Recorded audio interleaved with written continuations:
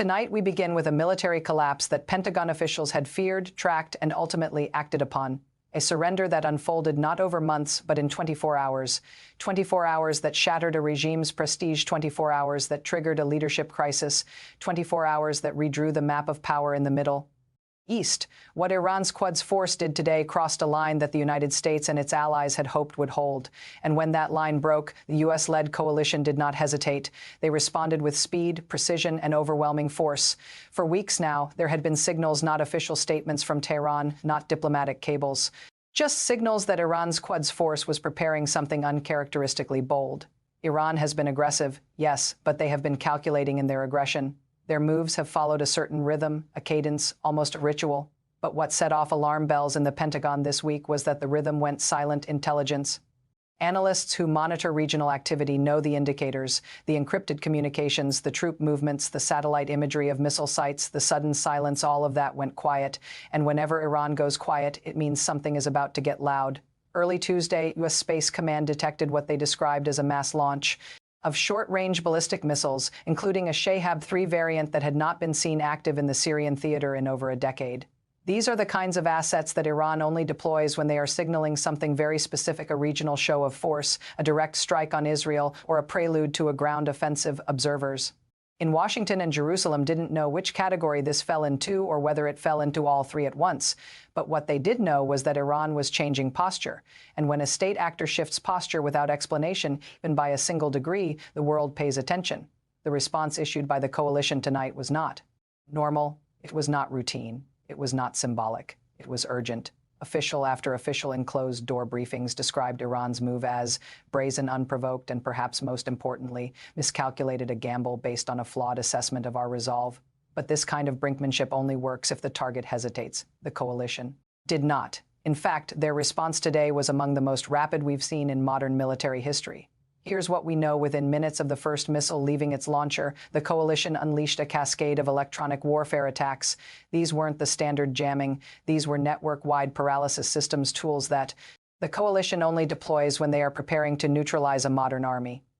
Tonight, Central Command confirmed that the coalition launched a series of coordinated strikes on Iranian command centers, including the headquarters of the Quds Force's 8th Brigade near Al-Bukamal that had recently been reactivated for what analysts believe was the purpose of coordinating the missile attack the coalition struck.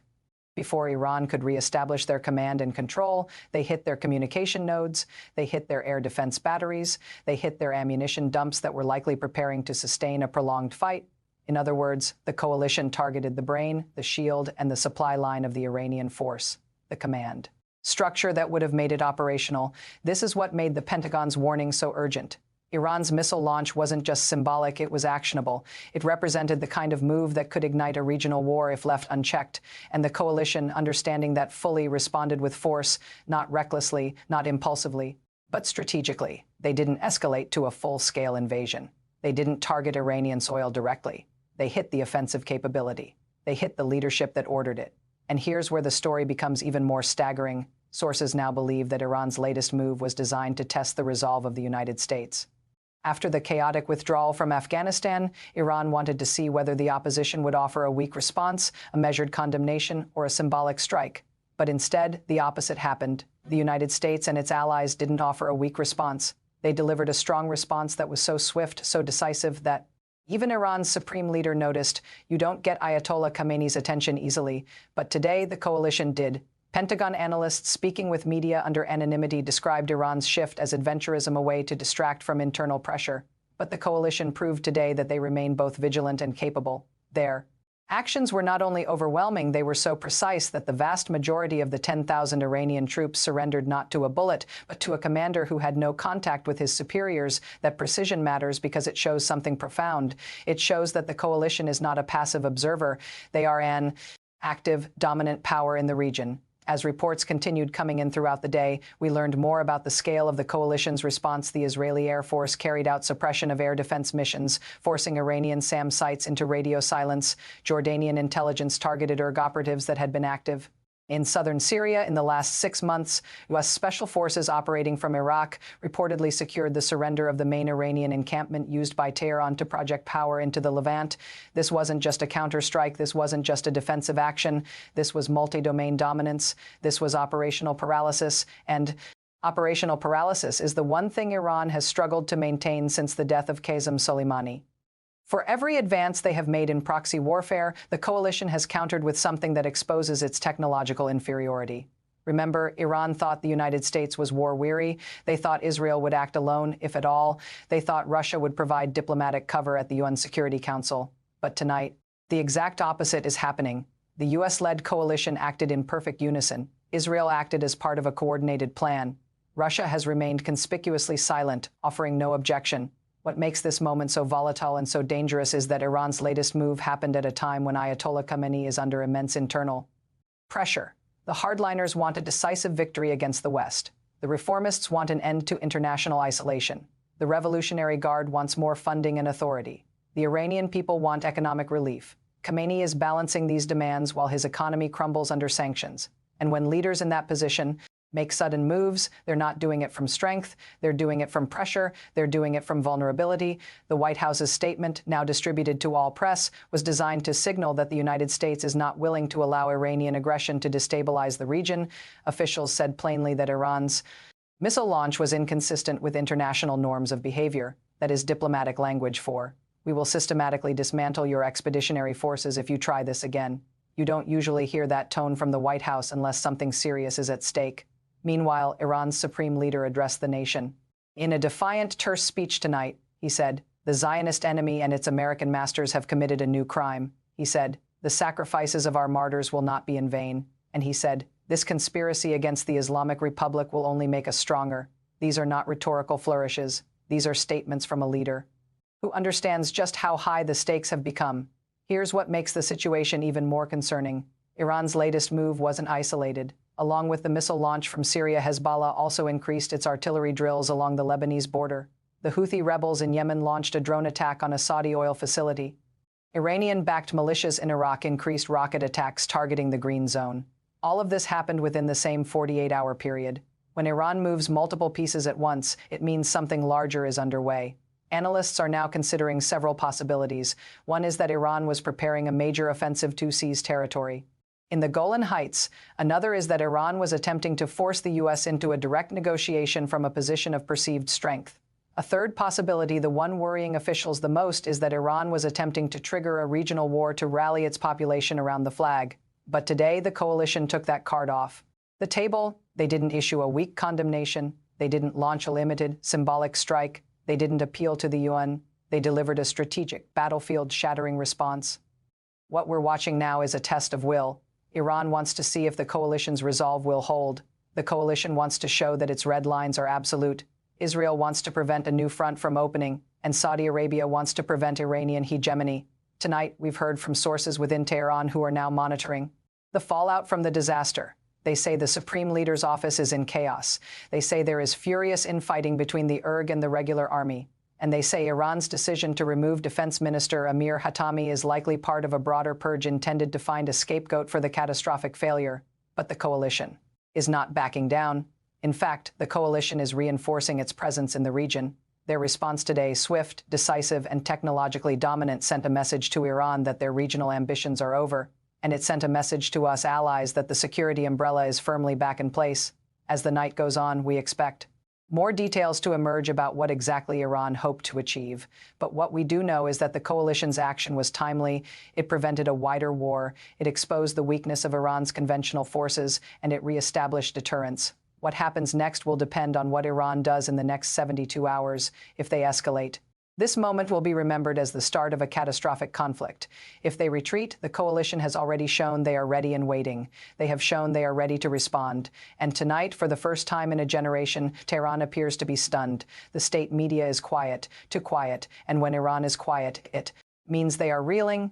It means they are choosing their next move carefully. Because tonight, Iran learned something for the first time in a long time. Their proxy strategy is not enough. Their conventional forces are vulnerable, and their regional adversaries can act as one.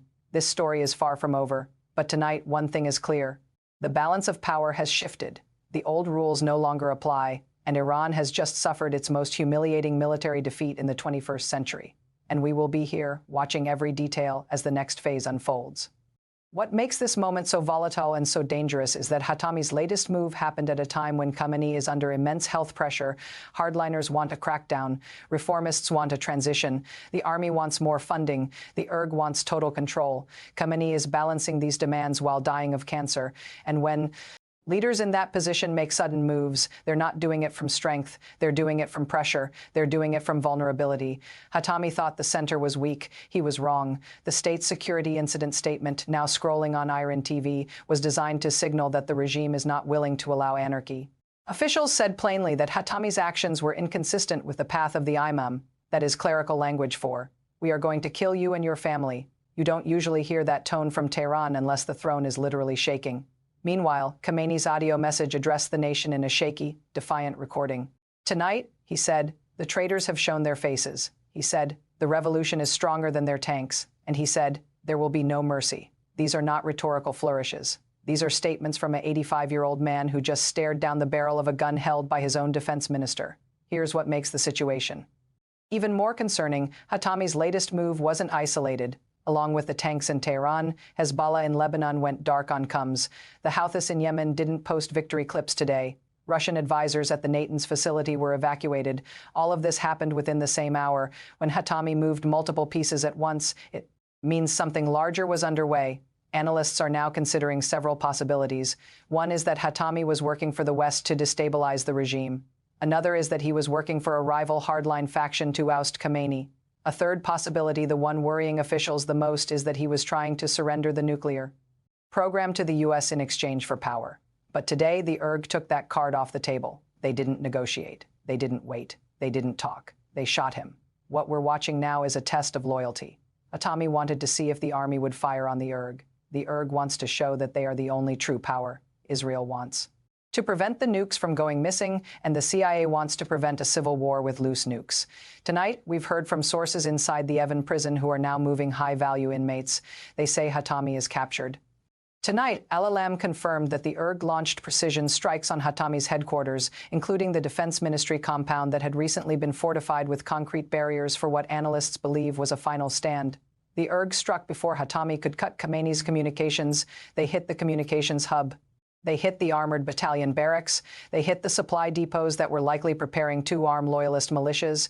In other words, the ERG targeted the nervous system of the coup, the component that would have made it operational. This is what made the ERG's warning so urgent.